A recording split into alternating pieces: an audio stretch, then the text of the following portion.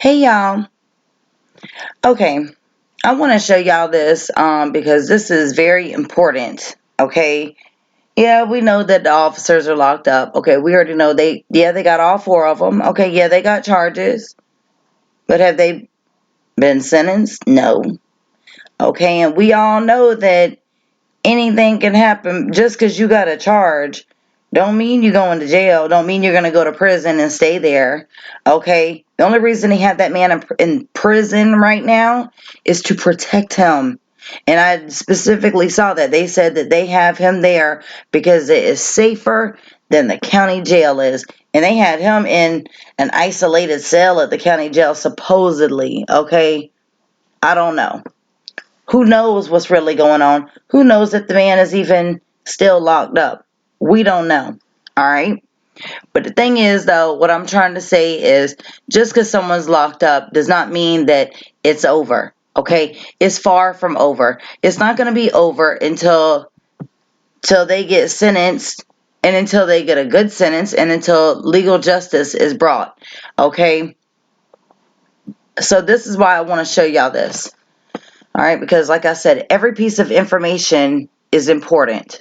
All right, it's important to have every bit of information that you could possibly have just in case it's something that you can look back on and refer to, or something that might be a key piece of evidence, or just a key factor in what is going on.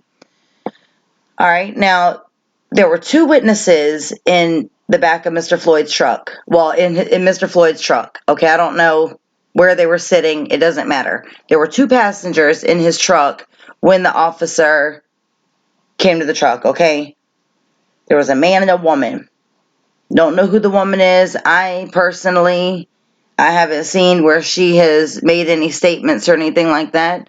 If y'all have, if you want, you can, yes, please send them to my email. My email is listed down below. I'd love to see it. I'd love to look over it because, like I said, I'd like to have all the information that I can have. It's all important. Okay. But the man, his name is Maurice Lester Hall. He has come forward and he's spoken up, and he said that George did not resist arrest at all. Okay? Now we know what we've seen. We know that we didn't see him resisting arrest. And the times that he might have been moving a little bit is because the cop is pulling on his arm. He's literally holding his arms, okay? And anyone that has had any type of uh, you know, confrontation or any type of if you've had any dealings with the police, okay, if you've ever had contact with the police where you're labeled, okay, because I won't say where you are in the wrong or where you're, the criminal, all right, because some people aren't. I mean, a lot of people just get handcuffed just to get handcuffed. So if you've ever been handcuffed by an officer, you know how rough they can be. You know how rough they can be, how tight the handcuffs are, and then they got your hands behind your back and they're steadily pulling you around, okay? So anybody is going to be, ow, that hurts, or, whatever, or maybe trying to move your arm because they're jerking you. That doesn't mean that you're resisting arrest, for God's sakes. You're already under arrest, okay? So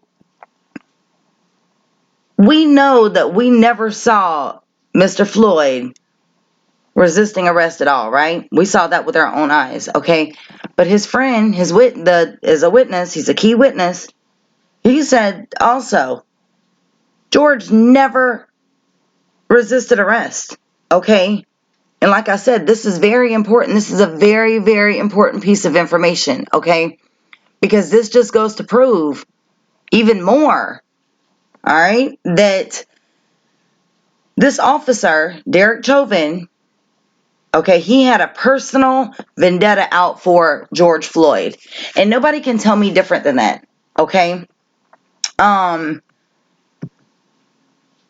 Nobody can make me think any different than that. I truly in my heart, okay, not only I believe that the man is racist, okay? So not only is he racist, but I feel like he has a personal problem with George Floyd. I feel like if it was a white man and he knew the man, he would let him go, or he would, ease up on him a little bit. Or if it was a white man that he didn't know, he still would have maybe possibly gone a little easier on him, okay? But this is a black man, all right, who this officer used to work with. For some reason, nobody knows if they knew each other. All right? Sounds strange, right? Very strange. None of it makes sense. It seems to me like I'm sure they knew each other. Okay, this is what I feel like. I'm sure that they knew each other. The officer worked at the club for years. I think they said like 17 years or something. And Mr. Floyd, he must have worked there for maybe like a matter of months. They say he recently started working there or something. So I'd say a few months to maybe a year, sometime within the last year. Okay, I would say he started working there. I don't know dates, and it doesn't matter. The point is, they worked at the same place for a certain amount of time together. And yes, they were on opposite shifts, but who's ever had a job and you have to go in on second or third shift and relieve somebody? You know what I'm saying? From the previous shift. When your relief gets there, the next person leaves. We're talking about a club or a bar, okay? This is a bar. You're going to know who the other security is. That's crazy. That's a bunch of crap. That's just another distraction. That's just another lie. All right? To keep us off of the fact of what really happened and why and what really went on.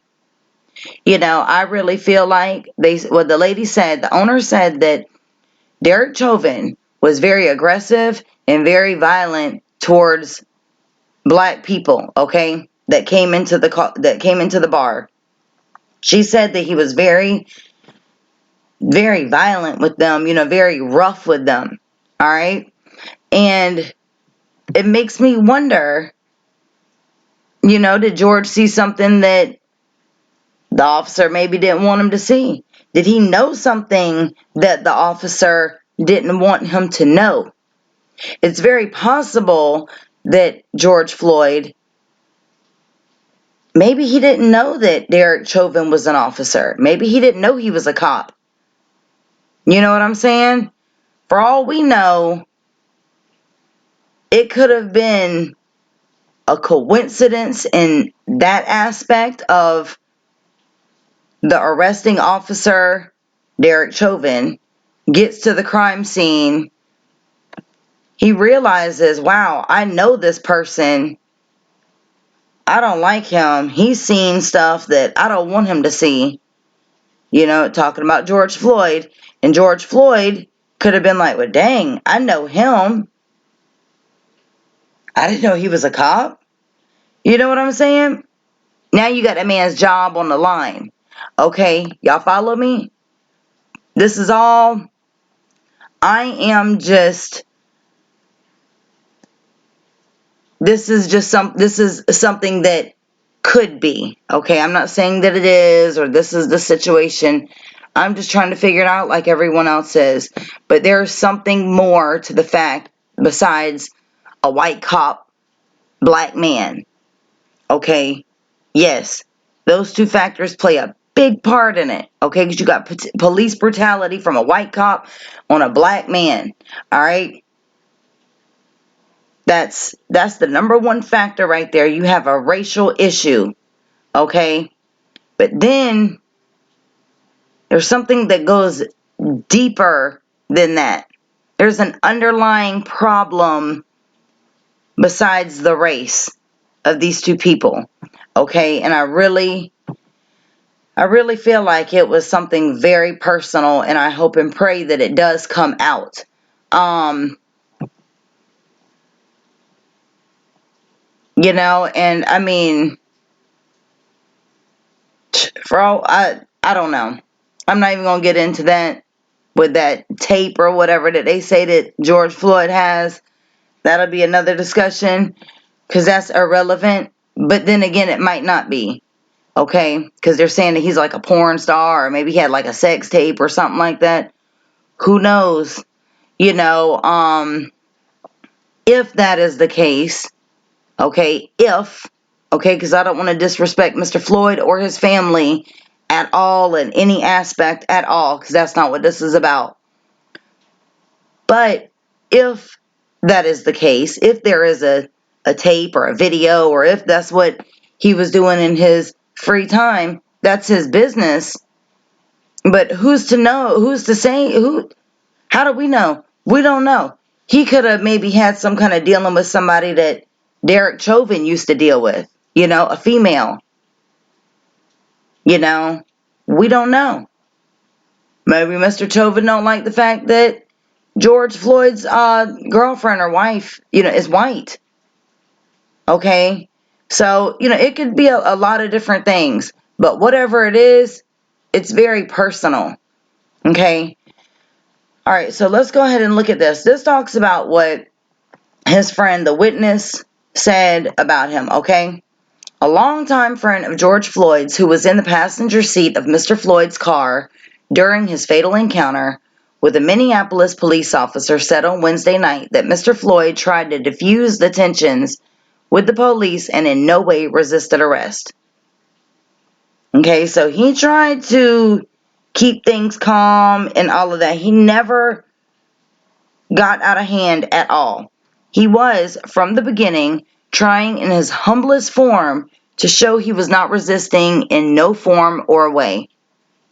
Maurice Lester Hall, 42, said, who was tracked down on Monday in Houston, arrested on outstanding warrants and interviewed by Minnesota state investigators. Okay, so once again, let me point something out to y'all, okay? This statement right here, oh, hold on. This statement, well, it won't highlight, but this statement right here, arrested on outstanding warrants and warrants, okay? None of that has anything to do with George Floyd's friend or the statement that he's given, okay? I want y'all to notice these things, okay? Because they love the media, all right? The media loves to throw out irrelevant details, okay? Once again, to try to make someone look bad, to try to make them not look credible.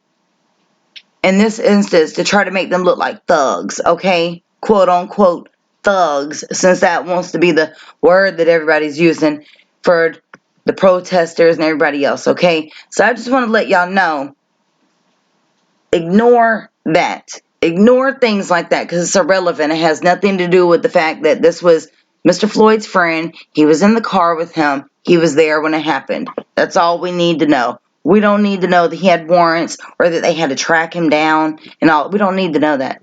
That's irrelevant, okay? It's another way to keep stereotype and racism going, all right? I could hear him pleading, please, officer, what's all this for? Mr. Hall said in an interview on Wednesday night with the New York Times. Mr. Hall recounted the last moments with Mr. Floyd on Memorial Day, May 25th, after they spent part of the day together. He was just crying out at the time for anyone to help because he was dying, Mr. Hall said. I'm going to always remember seeing the fear in Floyd's face because he's such a king. That's what sticks with me. Seeing a grown man cry before seeing a grown man die. Oh, God. Mr. Hall is a key witness in the state's investigation in the 4 officers who apprehended Mr. Floyd, including Derek Chauvin, who knelt on Mr. Floyd's neck for nearly 9 minutes, even after he became responsive. But Mr. Hall, who had outstanding warrants for his arrest on felony possession of a firearm, felony domestic assault, and felony drug possession, provided a false name to officers at the scene of Mr. Floyd's arrest, according to a Minnesota official. Mr. Hall left Minneapolis and hitchhiked to Houston 2 days later after visiting a memorial at the site of the police encounter. When the whole world was finding out that they murdered George Floyd, I went and said a prayer where I witnessed him take his last breath, and I left. Mr. Hall said he had left dinner with his family late this Monday evening when their car was surrounded by at least a dozen law enforcement officers. After his arrest, he was questioned for hours by a Minnesota state investigator about Mr. Floyd's death, not about his warrants. Mr. Hall was then transferred to the Harris County Jail in Houston, and on Tuesday he returned to his home in the city after his lawyers fought for his release. When Mr. Hall's family found us, he had been isolated in jail for 10 hours after being interrogated until 3 a.m. This is not how you treat a key witness, especially one that had just seen his friend murdered by police. Even with outstanding warrants, this should have been done another way. I knew what was happening, that they were coming. It was inevitable. Mr. Hall said with the interview with the Times, I'm a key witness to the cops murdering George Floyd, and they want to know my side. Whatever I've been through, it's all over with now. It's not about me. First of all, they want him to be locked up, okay? You got to understand, this is a way to keep people silent, all right? It's just another way to silence people when the police are in the wrong, okay? Or any type of upper person. Anytime they're in the wrong, they start going down the line and they start finding ways to silence people, silence witnesses, silence anyone who might talk, okay? Yes, we saw a video, all right? Yeah, we saw a video, and we know what happened. We saw what they did, okay, but we don't know every single thing that happened before the video, before that lady had her video, okay? We only know things that we've seen on footage with no audio, some things with audio. Like, we don't know everything, okay? But this man right here, he was there. He was there before the police came. He was there after the police came. He was there after they killed Mr. Floyd. So you got to understand that when you have key witnesses that are going against the police, they do things like this and they try to silence you, okay? They try whatever they can to keep you quiet because they're already in enough trouble as it is now. And to be honest with you, the family, if they haven't, or whatever, if they haven't done it, or if they're not in the process of it, they need to go after that police department. It will never bring back their loved one. It will never bring back George Floyd, okay? A lawsuit isn't, and a lot of people are like, oh, well, why do they need to do that? It's not going to bring back the person, and money ain't everything. You know what? It's not about money, and it's not about bringing the person back. It is about making a point, okay? You got to understand that this police department where this man worked, they should be held responsible too. They knew that all of these officers, especially Derek Chauvin, had multiple complaints against him, okay? Derek Chauvin had been working there for like 19 years at the police department. He's had like 18 complaints on him, okay? And I don't know if that includes the murder of George Floyd, but he's had 18 complaints on him, okay? He's been in multiple shootings that have killed people, all right? And they were black. So you got to understand that this is something that they do. This is what they do, and the family needs to go after. They need to put their foot down and go after the police department. I highly suggest that, because the thing is, when things are overlooked like that in that aspect, okay, then it repeats itself. It just keeps happening, but I'm sure that I'm sure the family is going to do whatever they need to do to make sure, that there's more of a statement, and that they know what to do. Okay, I'm just giving advice for them or for anybody, anybody that goes through this. Make sure y'all do that. Okay, it's that's another important thing. It's not about money, and the life that they've taken will never be able to come back, or the crimes that the police have committed. You can't change that. But you can play a part in preventing it happening to someone else. Okay? So Mr. Hall and Mr. Floyd, both Houston natives, had connected in Minneapolis through a pastor and had been in touch every day since 2016. Mr. Hall said he considered Mr. Floyd a confidant and a mentor, like many in the community, and that he went back to Houston because the only ties I had in Minnesota that had me Houston rooted was George. Agents of the Minnesota Bureau of Criminal Apprehension, which is building the state's case against Mr. Chauvin and the 3 other officers involved in the Floyd case, attempted to contact Mr. Hall numerous times to no avail. Mr. Hall said that he was distraught and working through his trauma with his family and was not taking phone calls in the days immediately after. The Bureau asked law enforcement agents in Texas to arrest Mr. Hall because it believed he was not cooperating with this investigation. Mr. Hall and Mr. McFarlane, his lawyer, said that he cooperated fully with the Minnesota officials' interview. They got a testimony, and that's what they were after. They came and saw and left me to fighting for my freedom. Passengers in the car with Mr. Floyd, a man and a woman, had remained unidentified until Mr. Hall spoke with the Times on Wednesday. Mr. Hall said he did not know the woman's name. Minnesota officials said on Wednesday that the state had upgraded the charges against Mr. Chauvin to second-degree murder from third-degree murder and manslaughter. They also charged the other 3 officers who took part in the fatal arrest: Thomas Lane, 37, J. Alexander Coyne, 26, and Total, 34, with aiding and abetting murder. All 4 officers were fired the day after Mr. Floyd died, and video of his death went viral alone. I walk with Floyd, said Mr. Hall. I know that I am going to be his voice. And that's right, y'all. It's very, very important. Okay, a lot of people don't like to speak up, and a lot of people don't like to say things. But y'all, if we don't speak on it and lives are lost, who is? We have to be a voice for the people that have lost theirs. Okay? That's very important. And like I said, you don't have to go out there and you don't have to protest. Okay, it's dangerous out there. Even though it can be a peaceful protest, all you need is one person to ruin all of that. Okay? That's all you need is just one person. One bad apple can ruin the whole batch, right? Okay, so there's so many other ways. I'm not out there.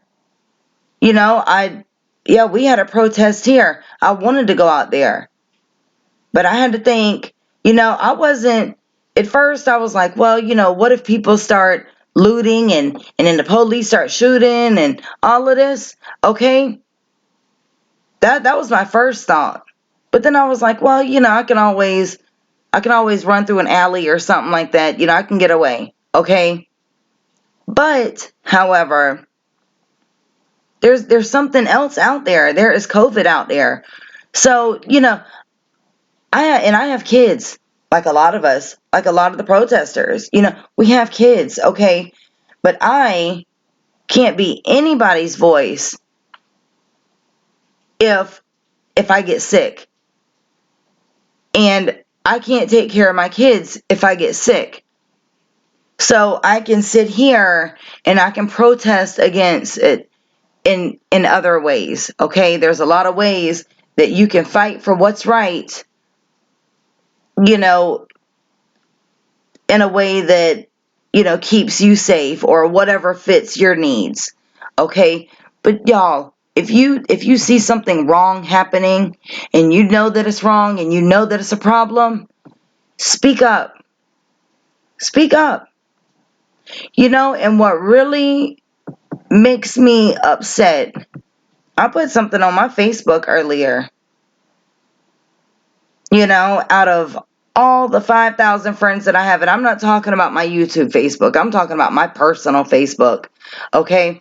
I put a couple things on mine. And you would think that more people would speak on it, would say something, would share something. Nothing. Okay? And it's just like, what, are people not wanting to talk about it? Or do people feel a different way? Like, I don't know. I don't know. It really makes me wonder, where people's minds are.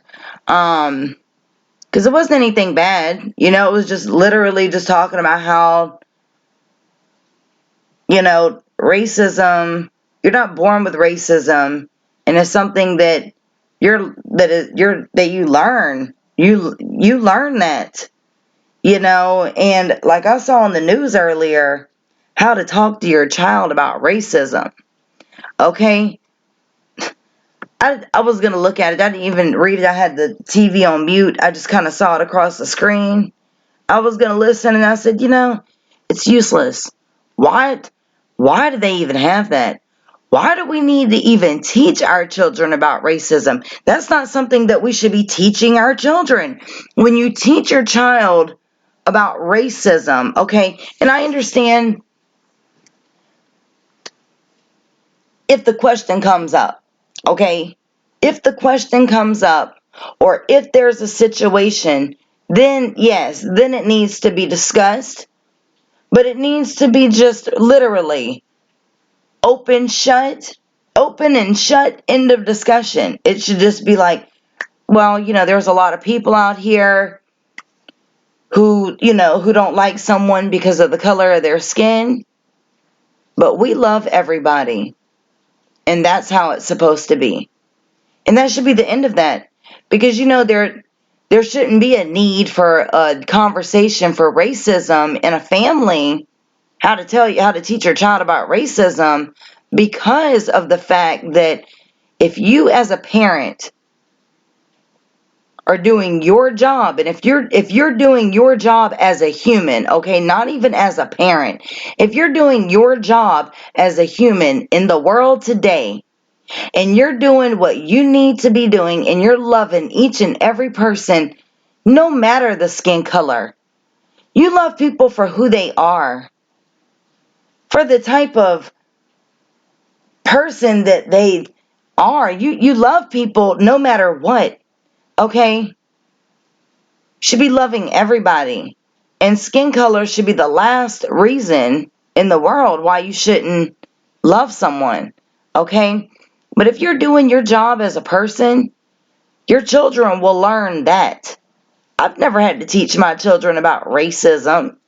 I never had to talk to them about racism unless it was a situation that came up maybe at school, but not even really then. Just with the world today, like you see, I keep saying today, but it's all the time. Okay, when you do see a racist issue, if a child comes to you and says, "Mommy," or "Daddy," or "Grandma," or whatever, why are they doing that? That's when you explain to them. Very simple. Okay, it doesn't have to get all deep and go all back into it. Does none of this has to even go into anything. You should be radiating those positive vibes on a daily basis for your children, or whoever it is, that whatever child you're around. That's something that they should be seeing anyways, coming from you as a person, as a teacher, as a parent, as an authority figure. Okay? So that's the only way we should be teaching them, is to love each other. Love everybody. Love everybody. I'm not saying that I'm a saint, and I'm not the best person in the world. We've all made mistakes, and I've made plenty. But I do have a good heart, and I do have a big heart, and It's hard for me to turn my back on someone that is in need. And my children have always seen me love everybody, no matter who you are, no matter what color of your skin. I don't care what your background is. I don't care if you were a drug addict. I don't care if you were an alcoholic. I don't care if you're homeless. I don't care if I don't care about none of that. As long as you're not doing anything to hurt someone, I love you. Okay? I love you. And there's people that hurt. We all hurt somebody. Okay? I don't mean like that. I mean like, there's people out here raping, killing, just like completely crazy. Okay? That are going on killing and raping sprees. That's different. I'm guilty of not loving them. Maybe a human being, okay, because we're taught we should love everybody. You hate the sin, but you don't hate the sinner. You dislike the sin, but you don't turn on the sinner. Okay? I I don't know. I can't really express that, okay? It's hard for me to say that. But all in all, I love everybody. And, all of y'all have been with me. Most of y'all have been with me for the last 3 years. And y'all know I got a real big heart and I do a lot of good for a lot of people, and I love everybody. But that is what is taught. Love. You don't teach your child about racism. You don't talk to your child about racism unless the situation is brought up. That's not something you should just be talking to them about. Okay? If there's no need for it. Because when you talk to a child about something that is unnecessary, especially when it involves hate and stuff like that, sometimes, not all the time, but sometimes, okay, it opens up a window for curiosity. It opens up a it's like you're literally planting a seed. Okay? That's exactly what you're doing. When you start talking to a child about something that isn't necessary at the time, you're planting a seed in their head. And when you plant that seed, all it needs is a little bit of water and it starts growing. Okay? Little bit of food, it starts growing more. And the water and the food come from society, come from other children, other people, TV, okay, the news, the internet. And it's going to feed that seed, and it can go one way or it can go another. And that works for anybody of any race. But it all starts with you at home. It starts with whoever is taking care of that child. You have to set a good example. You have to be a better example. And you have to radiate that love and those good vibes everywhere with everybody. You know? So I just wanted to show y'all this and, just give y'all a few messages, and as y'all know, George's memorial is today. It starts at 2:00. I know at 2:00 they're gonna reserve like a 9 minutes of silence in honor of him. Okay, because we know what the 9 minutes represents. The 9 minutes that he didn't even that he couldn't the 9 minutes that he was fighting for his life, basically. And that's what we're gonna have a 9 minutes of silence for. So it starts at 2:00. I'm gonna go ahead and get off of here. I love y'all. Y'all leave your comments, feedback below. If y'all would like to send me anything, you can do so in my email, or you can add me on Facebook and send whatever you like through there. If y'all want to go to my Twitter is the same name as here, Beach Beauty 35. If you have not subscribed to my other channel, please click on the link down below, subscribe, don't forget to hit the notification bell. Till the next time I talk to y'all, which I'm sure will be later on, I love y'all. Y'all have a wonderful day. And please stay safe out there. And like I said, y'all, just remember, always radiate love and good vibes. And it's contagious.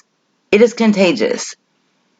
When you have positive vibes, it rubs off on the next person. You show someone love, they're going to show the next person love. Okay? And I don't mean like a relationship type love. I mean love. When you love everybody. And it could be something just as small as I'm walking in the store, there's someone coming in behind me, I'm going to hold the door open for you. You know, you see a little old person, or you see somebody running through the parking lot, running, trying to get inside, out the rain. Hold the door open for them. Help them. It doesn't take but a split second to help someone and to just show them that you're kind, that you have love in your blood, that you are a loving person. And, and 9 times out of 10, they will do it to the next person because, you never know when someone's having a bad day.